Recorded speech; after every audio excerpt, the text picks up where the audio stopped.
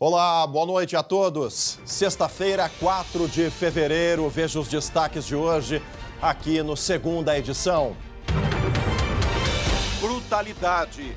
Padrasto agride enteado de 3 anos até a morte no Vale do Taquari.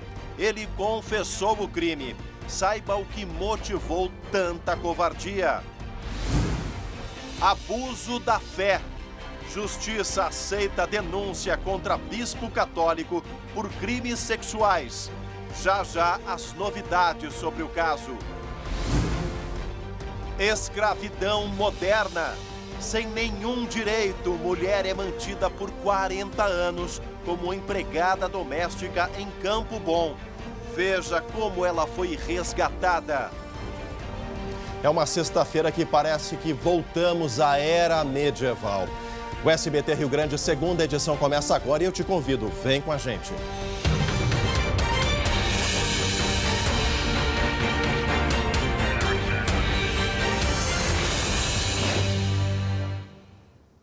E olha, pessoal, começamos o Segunda Edição de hoje com uma notícia triste, revoltante, que deixa a todos nós chocados, porque não é a primeira vez. Novamente, ela se repete aqui no nosso estado. Um menino de 3 anos, apenas 3 anos, morreu depois de ser espancado pelo padrasto, lá no município de Taquari. Esse homem foi preso em flagrante. Deixa eu conversar com a Luciane Coman, que acompanhou essa tragédia, foi até o município e atualiza as informações pra gente. Lu, que história que nos deixa assim estarrecidos por tamanha violência. Lu, boa noite. Boa noite, Chemali. Boa noite a todos. Pois é, uma história muito triste, muito cruel. A nossa equipe, como você bem disse, foi até Taquari nesta tarde.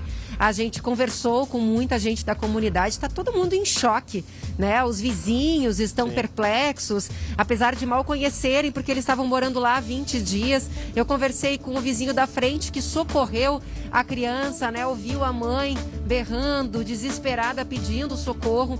Ele foi até lá, disse que o menino estava sobre a cama, de bruços, né? Já praticamente sem vida, colocou a criança e levou ela para o hospital junto à mãe, mas infelizmente o menino já chegou sem vida. E pior, Chemalho, o delegado diz que há fortes indícios de que a criança já vinha sendo agredida, ou seja, havia ferimentos mais antigos. Claro que tudo isso vai ser investigado. Então veja os detalhes dessa tragédia na reportagem.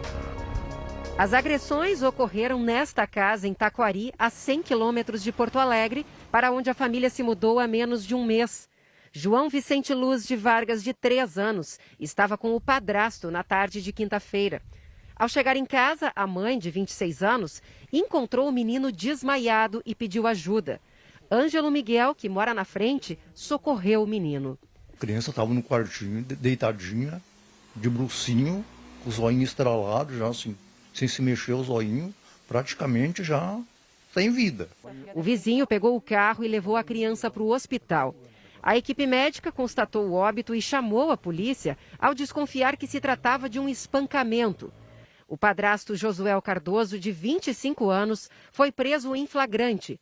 Primeiro, ele disse ao delegado que o menino teve um mal súbito, mas depois admitiu o crime. Ele acabou realmente confessando que o menino chorava demais, que o menino era desobediente, que o menino fez um cocô e um xixi no momento em que aquilo acabou irritando ele. Ele nos relatou que deu socos na cabeça, mais chutes no abdômen e que jogou a criança contra o solo. Segundo a investigação, uma babá costumava cuidar do menino, mas há cerca de uma semana a ajudante foi dispensada.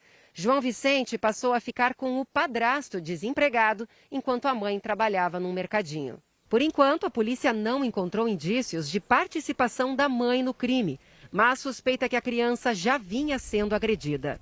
A gente sabe que uma das principais reações quando existe maus tratos é trancar a criança em casa para impedir que o colégio, uma professora, a creche, enfim, veja essas lesões e contate as autoridades. Cada vez que a gente se lembra aí, é difícil. Faltam palavras. Dá um nó na garganta. Vocês viram o que disse o delegado Augusto Cavalheiro? Que o menino chorava demais, tinha feito xixi nas calças. A motivação para esse monstro cometer esse crime. E tem que pagar, tem que ficar preso até o julgamento e receber uma sentença bastante pesada. A investigação vai continuar, mas tudo indica que a mãe não tem nenhum envolvimento com isso. Acabou escolhendo o companheiro errado. Escolheu um criminoso para estar do lado dela. E está, evidentemente, chorando, bastante abalada nesse momento. Nosso sentimento, a família toda do pequeno João. Agora, vocês lembram do bispo lá do norte do estado que foi investigado por abuso sexual, por crime sexual? Pois tem novidade nesse caso. O Tribunal de Justiça aceitou a denúncia do Ministério Público e agora o bispo vira réu nesse processo. Vamos direto à redação conversar com a Ingrid Oliveira, que tem mais detalhes. Ingrid, boa noite. Pois é, Chamali, boa noite para ti, boa noite para todo mundo que está nos acompanhando. O Tribunal de Justiça acolheu integralmente essa denúncia do Ministério Público e tornou o bispo Antônio Carlos Rossi Keller, que é lá de Frederico Westphalen, no norte do estado, réu pelo crime de estupro de vulnerável.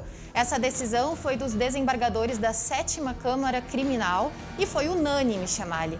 Esse processo, ele tramita em segredo de justiça, mas a gente teve acesso à denúncia do MP e também à própria vítima, que nos relatou todos esses abusos. Sim. E além desse crime de estupro de vulnerável, o bispo também responde por lesão à saúde e coação no curso do processo. Isso devido a algumas atitudes contra o padre Claudir Zucchi, esse padre que denunciou os abusos do bispo na época, numa carta, foi assinada por vários padres também, e que depois foi perseguido de acordo com a denúncia do Ministério Público por esse bispo. Bom, o bispo Antônio Carlos Rossi Keller é acusado de abusar sexualmente de um adolescente que era coroinha na igreja. Esses crimes, Chamares, teriam começado quando a vítima tinha 13 anos, isso lá em 2018. E para a gente entender como é que chegou agora nessa situação do bispo virando réu. Isso foi lá em agosto de 2020, quando o Ministério Público denunciou o bispo por esse crime, só que o juiz da Vara Criminal da comarca de Frederico Westphalen rejeitou a denúncia. Bom, daí, em novembro de 2021, no ano seguinte, o Ministério Público recorreu ao Tribunal de Justiça, pedindo para que esse processo tivesse seguimento, apresentando elementos de que isso deveria ser investigado. Sim. E aí, esse caso foi analisado, então, durante todo esse período, desde o final do ano passado, e saiu agora, na quinta-feira, essa decisão do TJRS, tornando o bispo, então, réu por esses crimes. Chamali, a gente tem um posicionamento da Diocese de Frederico Westphalen, divulgado hoje à tarde. A Diocese reforça que a denúncia foi rejeitada em primeira instância e que a decisão atual ainda cabe recursos. A Diocese também disse que não há qualquer motivo para afastar o bispo das suas funções, porque ele é inocente.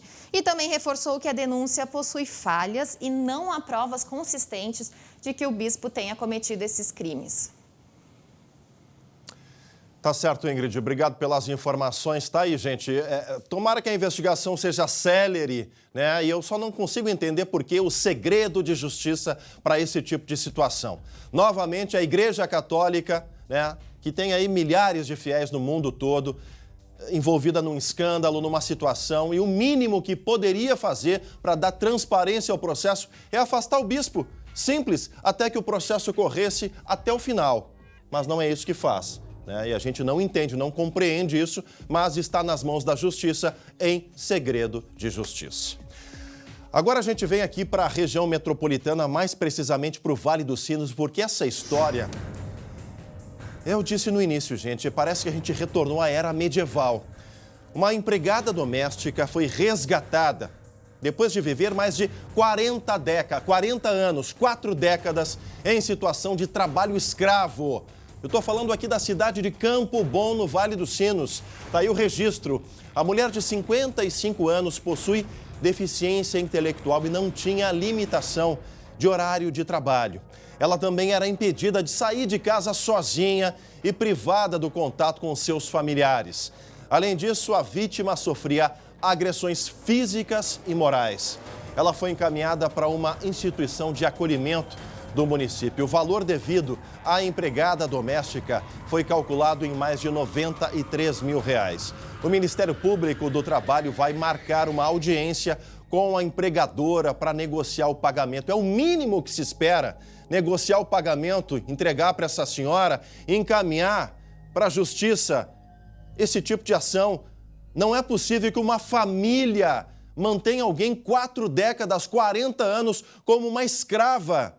Uma escrava e alguém que tem dificuldade de raciocínio. Olha, sexta-feira, a gente pede até desculpa, porque a sexta é realmente um dia diferente. A gente tenta aliviar o clima para encaminhar para o fim de semana, mas não dá para brigar com a notícia. Tudo isso foi apurado pela nossa produção no dia de hoje. Agora, atenção, porque um acidente grave envolvendo pelo menos 6 veículos matou 2 pessoas e deixou outras 4 feridas. No final da tarde de hoje, aqui na região metropolitana, é o destaque que abre o nosso giro de notícias. A colisão aconteceu na Freeway, próximo ao entroncamento com a RS 118 em Gravataí. O acidente foi por volta das 5h30 da tarde desta sexta-feira. O trânsito foi bloqueado para atendimento da ocorrência no sentido capital-litoral. Uma pessoa morreu e outras 2 ficaram feridas em um acidente na manhã de hoje na BR-386, em Canoas. Segundo a polícia, o Astra invadiu o sentido contrário da rodovia e atingiu 3 carros. Os veículos capotaram e foram parar no canteiro lateral da pista. Um jovem de 25 anos morreu na hora. Os feridos foram levados em estado grave para o hospital.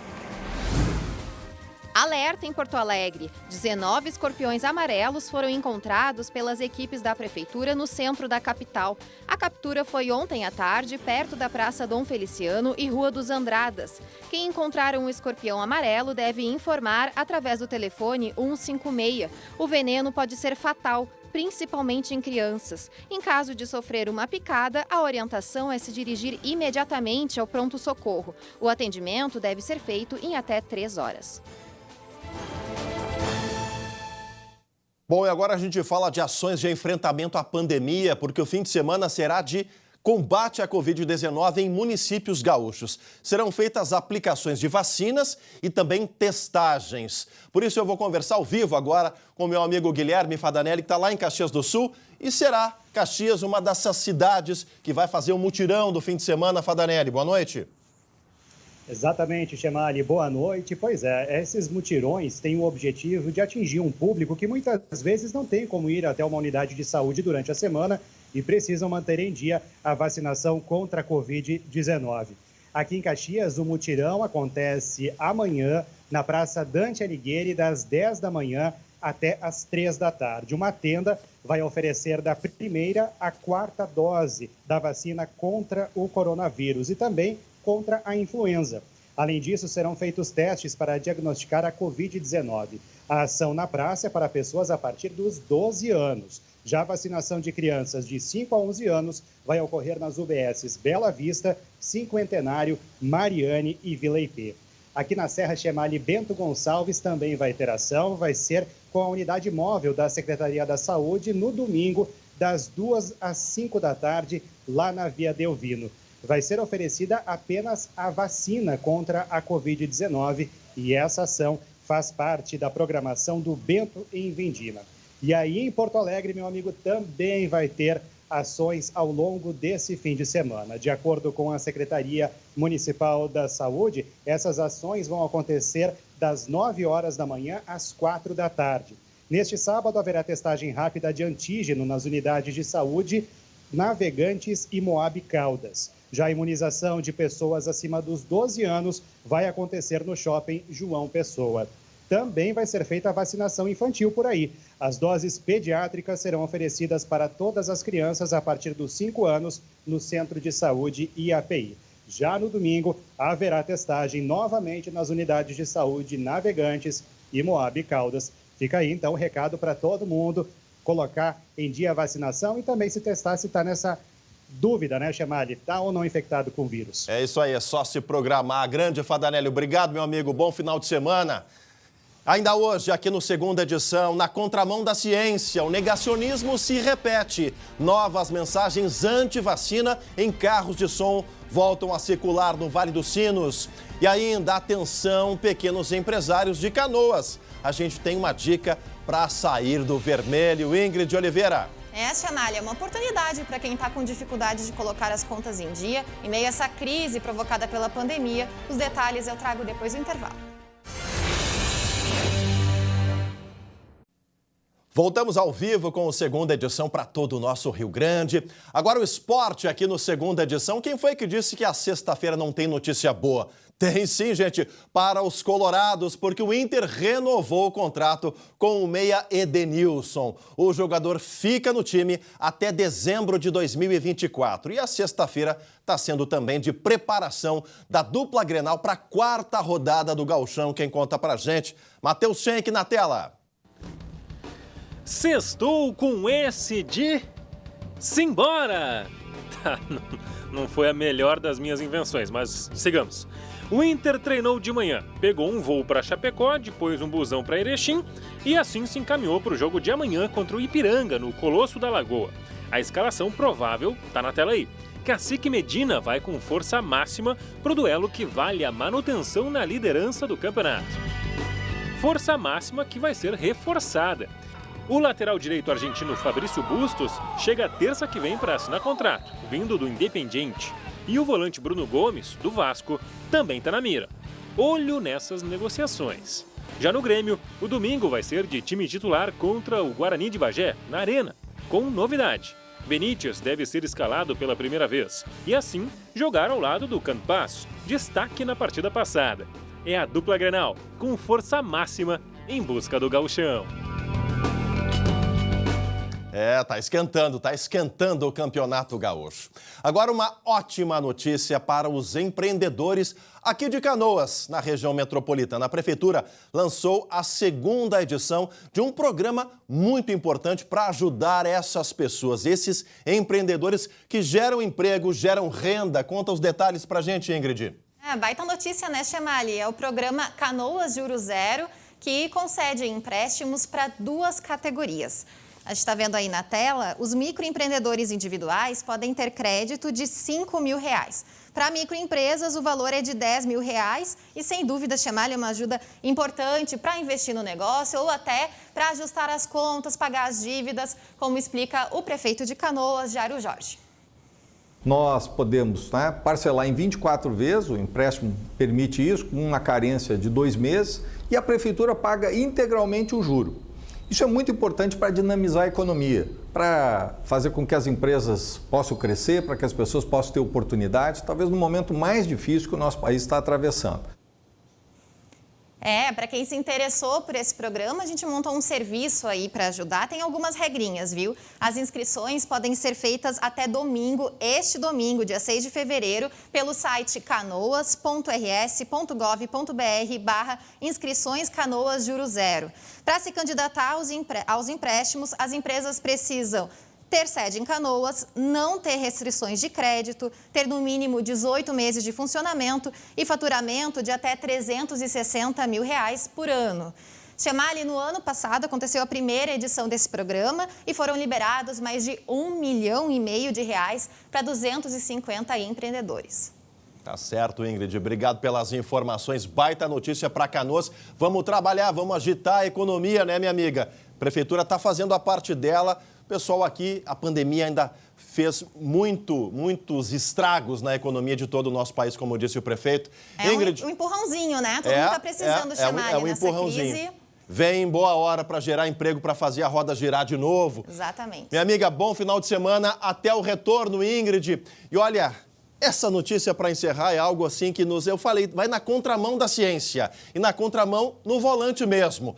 Carros com mensagens anti-vacinas voltaram a circular no Vale dos Sinos. Dessa vez lá em São Leopoldo. De acordo com a Prefeitura, uma caminhonete com placas de Novo Hamburgo percorreu os bairros Charlau e Campina com mensagens falsas sobre a vacinação infantil contra a Covid. Após denúncias, a Guarda Municipal recolheu o veículo. Outro carro que circulava com o mesmo tipo de gravação também foi apreendido no bairro Cristo Rei. Os motoristas prestaram depoimento e foram liberados. A Polícia Civil, sim, porque isso vira caso de polícia, está investigando a autoria, quem está financiando esse tipo de situação. A Prefeitura de São Leopoldo pede para que os moradores denunciem essa atitude para a Guarda Municipal pelo número 153. Está aí, mais um flagrante anti-vacina que não ajuda em nada a gente a vencer essa pandemia. A todos uma ótima noite de sexta-feira, baita final de semana. Vem o SBT Brasil na sequência. Na próxima semana eu saio por uns dias de férias. Luciane Coman vem para cá para continuar mantendo os gaúchos bem informados aqui no Segunda Edição. Até o retorno. Grande abraço a todos. Protejam-se. Tchau, tchau.